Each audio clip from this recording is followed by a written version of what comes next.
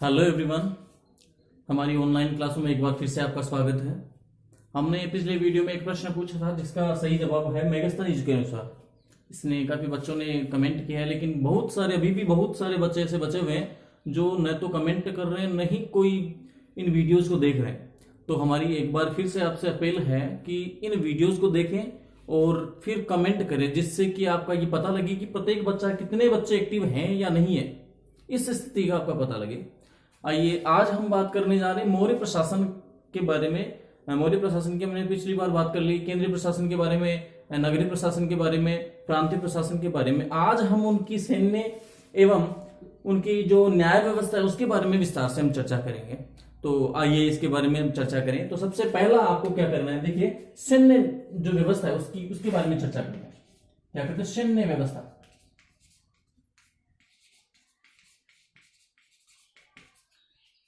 देखो, मौर्य प्रशासन में जो सैन्य व्यवस्था थी वो उसके लिए एक अलग से सैन्य विभाग गठित था। क्या था? अलग से सैन्य विभाग गठित था। मौर्य साम्राज्य में सैन्य विभाग अलग से गठित था, जिसमें 6 समितियों, ये जो सैन्य विभाग था ये 6 समितियों में बटा हुआ था। कितनी समितियों में? 6 समितियों में। और प्रत्येक समिति में 5 सदस्य होते थे। कितने सदस्य होते थे? 5 सदस्य। प्रत्येक समिति में 5 सदस्य होते थे। जैसा कि हमने नगरीय प्रशासन में देखा था, मेगास्थनीज के अनुसार ये जो 5 समितियां थी, 6 समितियां थी, प्रत्येक में 5-5 सदस्य थे। उसी प्रकार से इसमें भी क्या थे कि ये 6 समितियां थी और प्रत्येक में कितने सदस्य थे? 5। ये जो सदस्य उसमें रहते थे। ये जो समितियां थी वो 5 अलग अलग विभागों की देखरेख करती थी। यानी जो 6 समितियां थी ये अलग अलग 5 विभागों की देखरेख करती थी। कितने विभागों की करती थी? 5 विभागों की देखरेख करती थी। अब वो विभाग कौन से हैं? देखिए, वो 5 विभाग, देखो सेना का एक प्रकार मान सकते हो कि जो मौर्य साम्राज्य के अंतर्गत जो सेना कितने प्रकार की थी ये मान लो, या उनके विभाग मान लो। सबसे पहला है नंबर 1 आप बता सकते हो पैदल सैनिक, ये एक प्रकार का विभाग था। नंबर 2 आप बता सकते हो अश्व। नंबर 3 आप बता सकते हो हाथी, रथ एवं जो 5वीं प्रकार की थी वो थी नौसेना। कौन सी थी? नौसेना। तो ये कितनी हो गई? पहला पैदल, दूसरे पैदल सैनिक पहले में, दूसरे अश्व का मतलब अश्वारोही, नंबर 3 हाथी या हाथियों की सेना, या हाथी जो सेना में जो हाथी रहते हैं या हाथियों पर बैठकर सेना को संचालित करते हैं वो हाथी सेना। अगली चौथी है रथ सेना और अगली 5वीं है नौसेना। ये जो 5 विभाग थे इनकी देखरेख करते थे। कौन है? ये जो जितनी भी समितियां थी ये इन 5 विभागों की देखरेख करती थी। ठीक है। अब देखो, सैनिक प्रबंधन की देखरेख करने वाला अधिकारी क्या कहलाता था? वहीं पर एक व्यवस्थापक भी होता था जो सीमांत क्षेत्र की देखरेख करता था, उसे क्या कहते थे? ठीक है। तो सबसे पहले सैनिक जो प्रबंधन संभालता था, सैनिक प्रबंधन,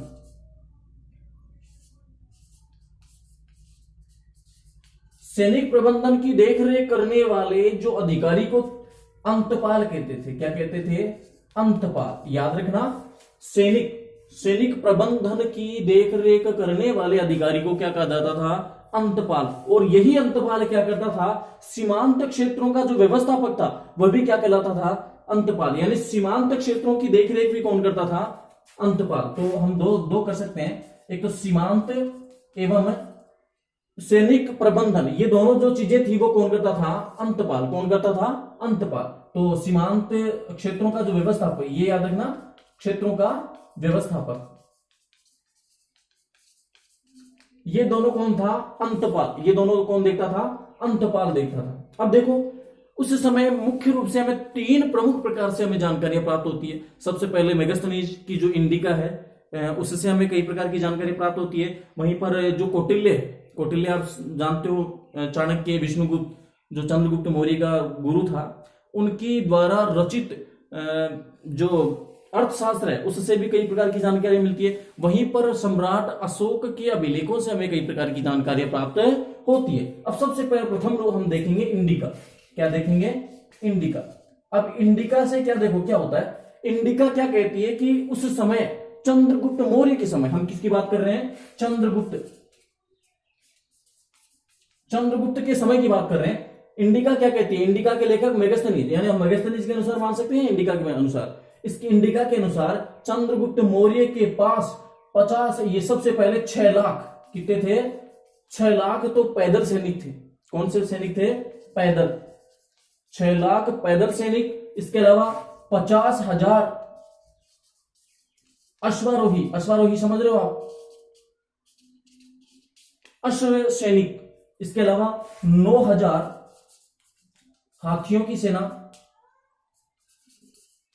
9,000 हाथियों की सेना, और 800 रथ की सेना इसके पास थी। किसके अनुसार? इंडिका के अनुसार। दोबारा देखिए, इंडिका के अनुसार चंद्रगुप्त मौर्य के पास 6 लाख पैदल सैनिक, 50,000 अश्वारोही और 9,000 हाथी एवं 800 रथ की सेना इसके पास थी। किसके पास?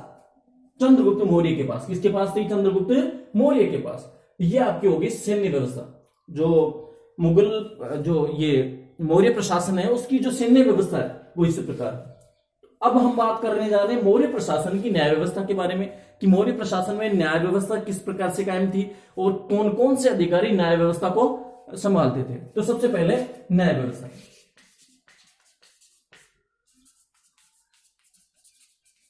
अब सबसे पहली बात आती है न्याय व्यवस्था में कि सबसे जो सर्वोच्च जो अधिकारी था न्याय व्यवस्था में मौर्य साम्राज्य में, वो कौन था? तो सम्राट। कौन था? सम्राट ही सब सर्वोच्च अधिकारी था। क्या था? सम्राट ही सर्वोच्च अधिकारी था।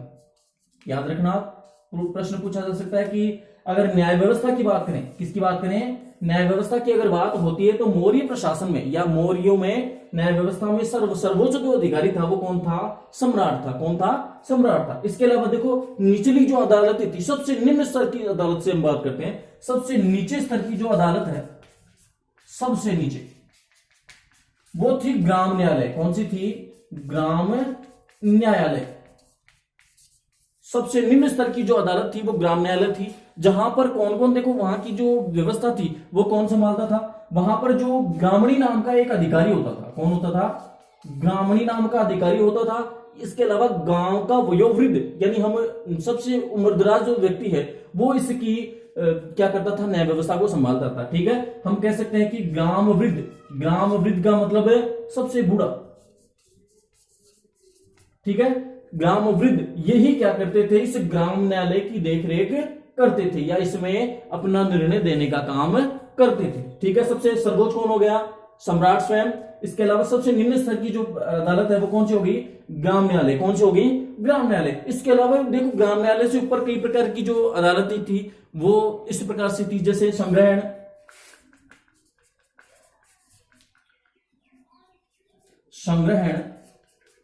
द्रोणमुख, स्थानीय, जनपद एवं न्यायालय। यानी इस प्रकार के, देखो संग्रहण सबसे पहली, इसके ऊपर ग्राम न्यायालय के ऊपर संग्रहण थी, फिर द्रोणमुख थी, इसके अलावा स्थानीय प्रकार की जो अदालत थी वो भी कायम थी, और एवं जनपद, ये न्यायालय होते थे। ये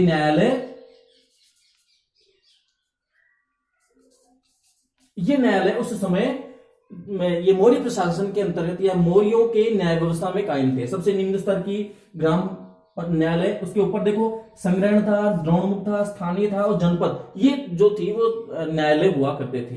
अब देखो, इसके बाद में सबसे ऊपर की जो न्यायालय था वो कहां पर अवस्थित था? ठीक है, सबका जो ऊपर का जो न्यायालय है वो कहां पर अवस्थित था? देखो, मौर्य प्रशासन में जो पाटलिपुत्र है, पाटलिपुत्र का नाम सुना होगा आपने, पाटलिपुत्र है, वही इनका केंद्रीय न्यायालय हुआ करता था। वही उनका क्या था? केंद्रीय न्यायालय। याद रखना, न्याय व्यवस्था में सर्वोच्च कौन है? सम्राट स्वयं। इसका मतलब केंद्रीय न्यायालय का मतलब सबसे महत्वपूर्ण जो मुख्य जो न्यायालय है वो कहां पर है? पाटलिपुत्र में। कहां पर है? पाटलिपुत्र में। ठीक है, इसके अलावा हम अगर देखें तो इनके अलावा आप शुरू से देखना, दोबारा से, सर्वोच्च अधिकारी है कौन? सम्राट स्वयं। जैसे कोई सा अशोक है तो अशोक रहेगा, और ये अशोक कहां पर निर्णय देगा अपना अंतिम निर्णय? पाटलिपुत्र के केंद्रीय न्यायालय में। कहां देगा? पाटलिपुत्र के केंद्रीय न्यायालय में। ठीक है, ये प्रमुख इनके न्यायालय हुआ करते थे। इसके अलावा देखिए, ग्राम संघ व राजा, इनको दोनों को समझना।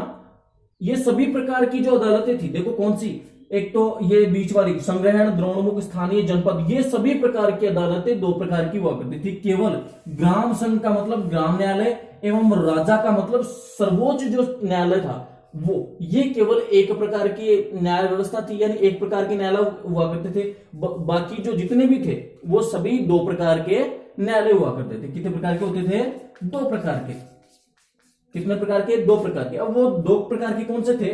पहला आप मान सकते हो, जिसे हम पढ़ेंगे एक एक, धर्मस्थलीय न्यायालय। दूसरा कंटक शोधन प्रकार के जो न्यायालय थे वो उस समय अवस्थित थे। सबसे पहला हम पढ़े धर्मस्थलीय।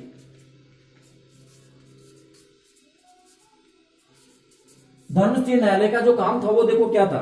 धर्मस्थलीय न्यायालय का काम, निर्णय का जो काम था, इनमें कौन कौन करता था? देखो सबसे पहले जो निर्णय था, धर्मस्थलीय न्यायालय में जो निर्णय का जो कार्य था वो धर्मशास्त्र में निपुण, किसमें? धर्मशास्त्र में निपुण तीन तो धर्मस्थ अधिकारी, यानी धर्मस्थ एक प्रकार के अधिकारी, ठीक है, धर्मशास्त्र में निपुण तीन धर्मस्थ अधिकारी एवं जो अन्य जो तीन अमात्य, यानी तीन तो धर्मशास्त्र में निपुण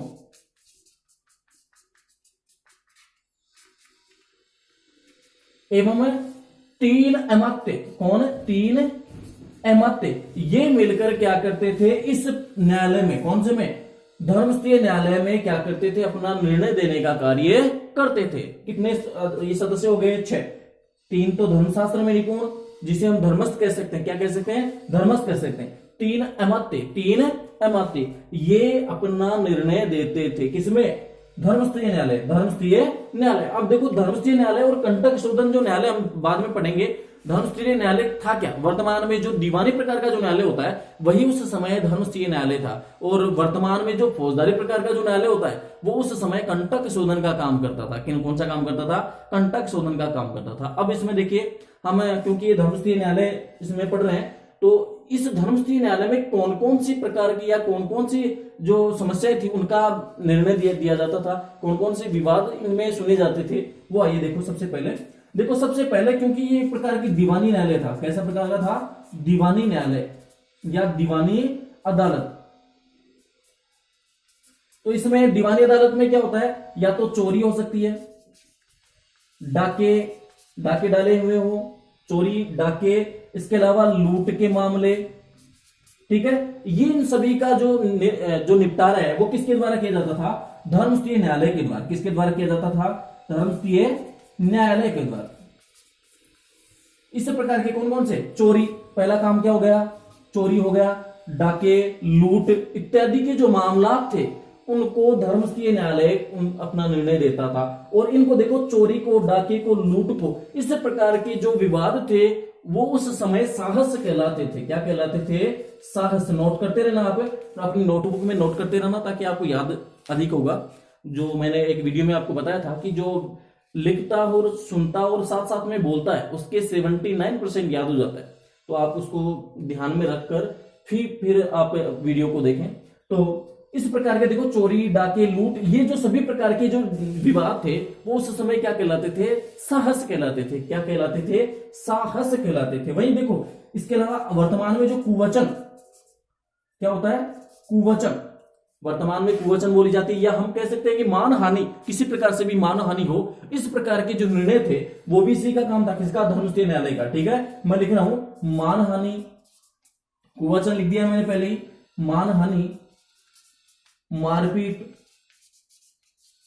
इत्यादि के जो न्यायालय थे उसे वाक पारुष्य, क्या कहते थे? वाक पारुष्य, या हम इसे कहते थे दंड पारुष्य। क्या कहते थे? दंड पारुष्य। ठीक है, दोबारा से सुनना। कुवचन, मानहानि, मारपीट, इनको हम किसमें क्या कहते थे? वाक पारुष्य या फिर दंड पारुष्य कहते थे। भाई कुवचन, कु का मतलब गलत शब्द अगर बोले जाते हैं, या किसी की मानहानि कर दी जाए, या किसी के बारे में कुछ गलत सही बोल दिया जाए, ठीक है, गलत बोल दिया जाए, या फिर मारपीट की जाए, उसको उस समय क्या कहते थे?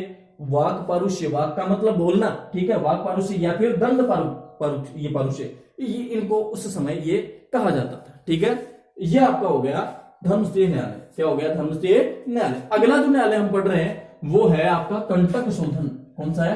कंटक शोधन।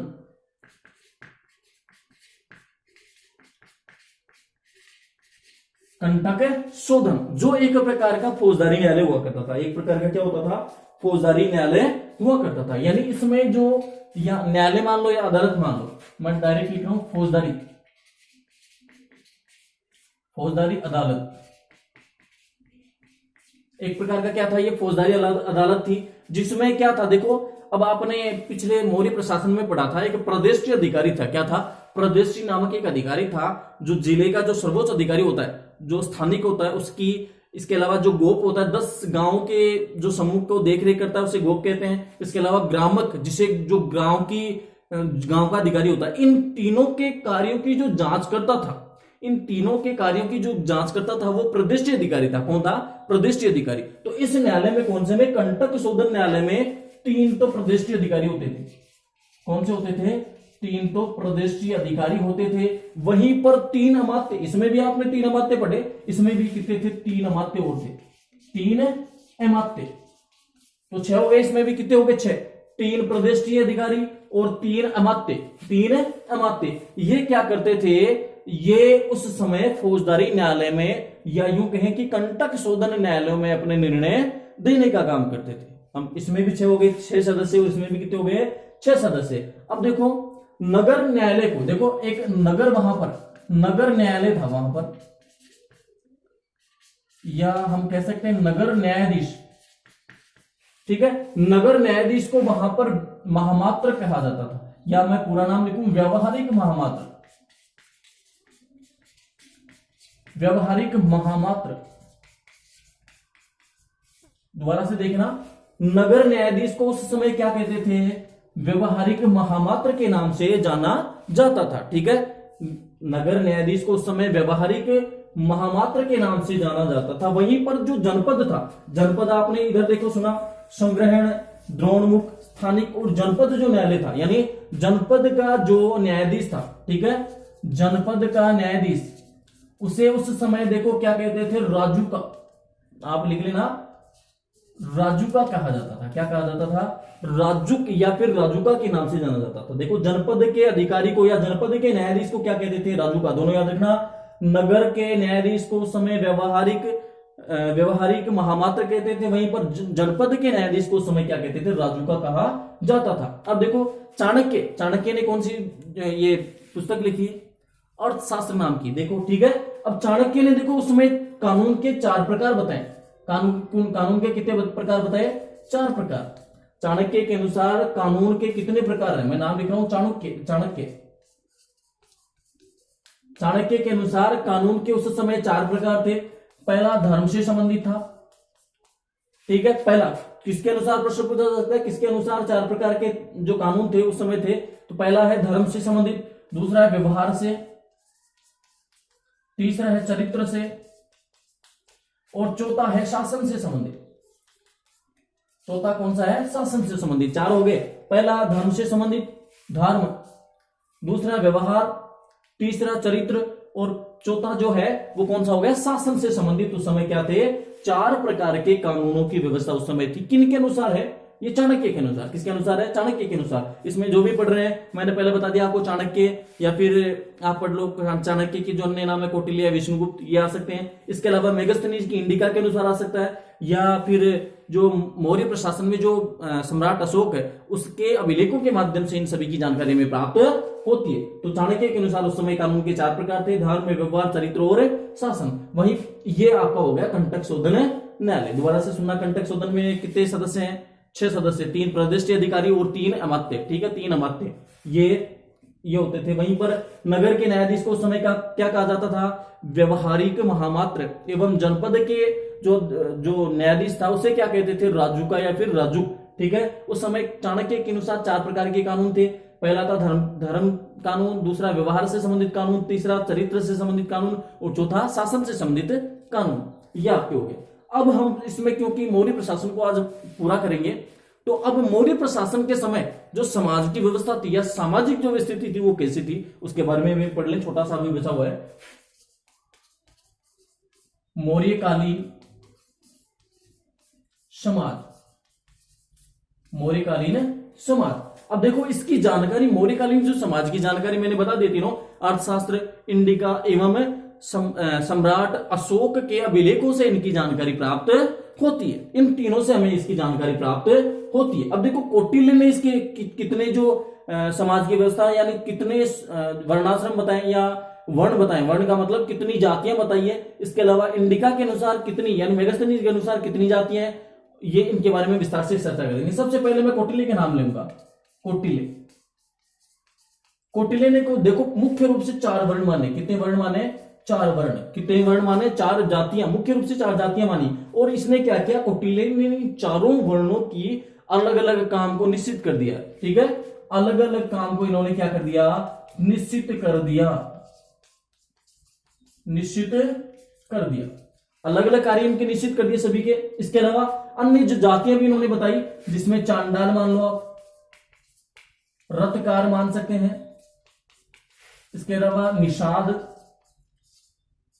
इसके अलावा सूत, ये प्रकार के अन्य जातियां इन्होंने बताई। कि इन्होंने कौटिल्य ने 4 वर्ण माने जिनके अलग अलग इन्होंने काम निश्चित कर दिए। इसके अलावा जो अन्य जातियां थी उनमें चांडाल, रथकार, निषाद एवं सूत प्रकार की जो जातियां थी उनका भी उन्होंने उल्लेख किया है। किसने?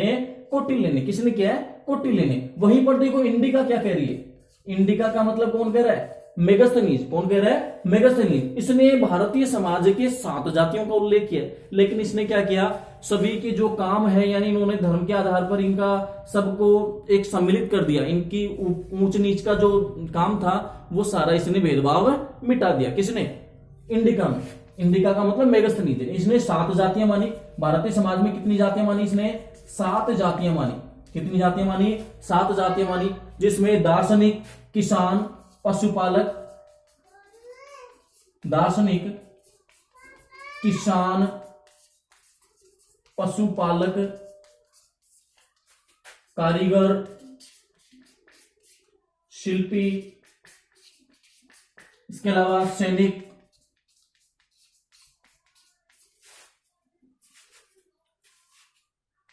निरीक्षक, सभासद इत्यादि जो प्रकार के जो थे। और इसके अलावा एक शासन वर्ग हो रहेगा, शासक वर्ग। शासक वर्ग ये जातियां किसने मानी? इंडिका यानी मेगास्थनीज ने मानी। 7 जातियां मानी। इसके अलावा ये ज्यादा हो रही है लेकिन इन्होंने मुख्य रूप से 7 जातियां मानी, जिसमें सभी प्रकार के सम्मिलित थे। दार्शनिक, किसान भी थे, पशुपालक थे, कारीगर थे, शिल्पी थे, सैनिक थे, निरीक्षक थे, सभासद थे और शासक वर्ग भी इसमें सम्मिलित था। लेकिन इसने क्या किया? इन सभी के ऊंच नीच का जो भेदभाव था या कोई भी भेदभाव था उसको सबको इसने बराबर के रूप में माना। ठीक है, अब इस समय देखो क्योंकि समाज की बात कर रहे हैं तो स्त्रियों की स्थिति इसमें कैसे थी? स्त्रियों की जो स्थिति थी वो इस समय कैसी थी? देखो अगर देखें कुल मिलाकर तो मौर्यकालीन समाज में स्त्रियों की स्थिति सुदृढ़ नहीं थी। क्या नहीं थी? सुदृढ़ नहीं थी। लेकिन फिर भी इस समय स्त्रियों को पुनर्विवाह करने का इनको छूट थी। इसके अलावा नियोग की इनको छूट प्राप्त थी। ठीक है, एक तो पुनर्विवाह याद रखना और एक नियोग की इनको उस समय छूट थी। इस प्रकार से हमारा जो भारतीय समाज था, मौर्यकालीन भारतीय समाज, इसमें स्त्रियों की स्थिति कुछ ज्यादा सुदृढ़ नहीं थी। इस प्रकार से हमने मौर्य ये साम्राज्य को संपूर्ण रूप से पढ़ा। आशा करता हूं सभी को समझ में आया होगा।